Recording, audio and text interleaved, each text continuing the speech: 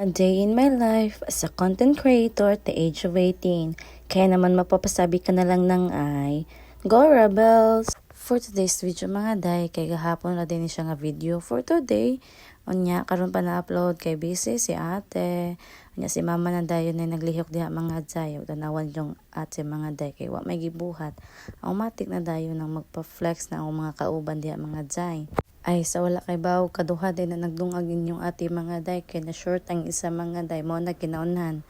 Aw, kay matik raman inyong ati makadungag, aw matik na dayon nas mamagabutang diyang karon ni mga day, kay magsinog ba lagi may mga day. Unya kay gibot nga matumamag tubig mga day, kay nidilaab man. Og di ara, nawa na dayon ang kalayo. Og sa dihang gimingaw gyud ang kalayo mga day, nibalik na po na siya mga day.